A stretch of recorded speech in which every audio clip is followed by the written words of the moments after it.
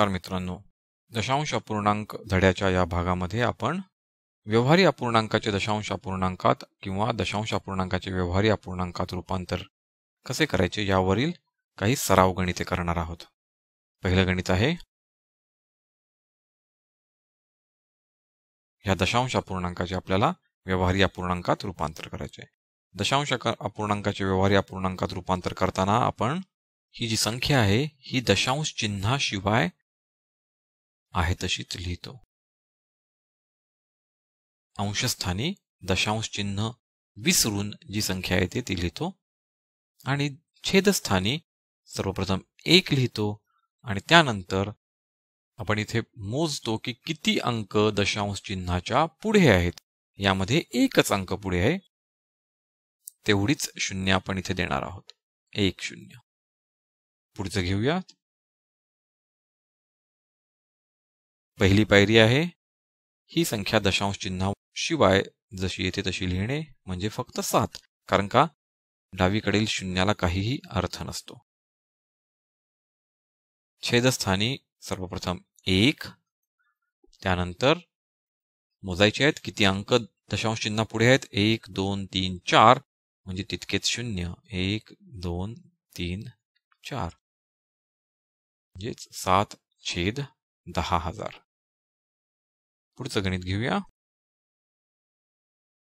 अंशस्थानी 908 येणार आहेत, दशांश चिन्ह विसरल्यावर खाली येतो 1, दशांश चिन्हाच्या पुढे आहे 1 अंक म्हणजे येतो 1 0, म्हणजेच 908/10।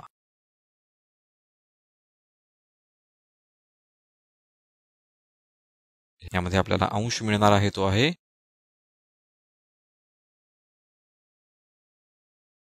आणि छेदस्थानी येणार आहेत 1 2 3 3 0, म्हणजे 1 च्या पुढे 3 0।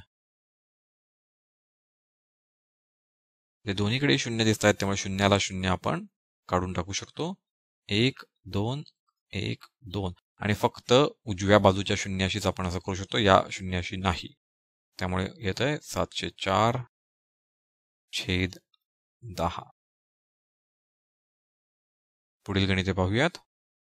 आता आपण व्यवहारी अपूर्णांकाला दशांश अपूर्णांकामध्ये रूपांतरित करूया आणि या सर्व व्यवहारी अपूर्णांकामध्ये छेदस्थानी 10 किंवा 10चा घातांक आहे। यामध्ये आपण अंशस्थानातील जी संख्या आहे ती आहे तशीच लिहितो। छेदस्थानामधील शून्य मोजायचे आहेत, 1 2 3 3 शून्य आहेत, त्यामुळे आपल्या उत्तरामध्ये 3 अंक हे दशांश चिन्हाच्या उजव्या बाजूला पाहिजेत। आपल्याकडे 1 आहे, 2 आहे, तिसरा अंक आपल्याकडे नाही आहे, पण आपल्याला माहिती आहे आपण याच्या डावीकडे एक शून्य लावू शकतो आणि मग आपण दशांश चिन्ह देणार आहोत। त्यामुळे आपले उत्तर आहे 0.067। पुढचा आहे 313/100। 313 अंशस्थानातील संख्या आपण उत्तरात आहे तशीच लिहिलेली आहे। छेदस्थानामध्ये शून्य आपल्याकडे 2 आहेत, म्हणजेच 2 अंक हे दशांश चिन्हाच्या पुढे पाहिजेत, उजवीकडे पाहिजेत। 1 2 म्हणजे दशांश चिन्ह येणार आहे त्यामध्ये 3.13। अंशस्थानातील संख्या उत्तरात आहे तशीच। छेदस्थानातील शून्य मोजायचे आहेत, 2 आहेत, उत्तरामध्ये 2 अंक हे दशांश चिन्हाच्या उजवीकडे पाहिजेत, म्हणजेच 1 2, आपलं दशांश चिन्ह येणार आहे 2 आणि 4 च्या मध्ये। उत्तर आहे 12.48। अंशस्थानातील संख्या उत्तरात आहे तशीच। छेदस्थानातील शून्य मोजलेले आहेत 3 अंक दशांश चिन्हाच्या उजवीकडे पाहावेत, म्हणजेच 1 2 3 दशांश चिन्ह येणार आहे इथे। उत्तर आहे 0.927। अजून एक गणित घेऊयात।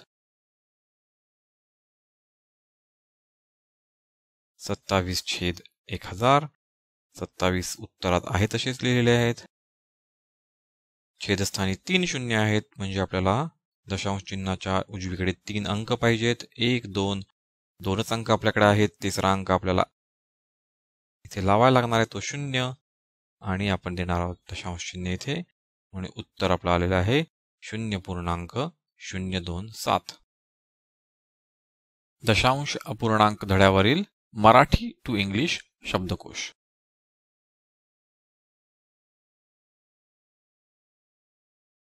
आम्हाला खात्री आहे तुम्हाला हा व्हिडिओ आवडला असेलच. तर मग लाईक करा, सबस्क्राईब करा आणि तुमच्या मित्रांबरोबर शेअर सुद्धा करा. आमचे इतर व्हिडिओज पाहण्यासाठी खालील व्हिडिओ लिंक्सवर क्लिक करा.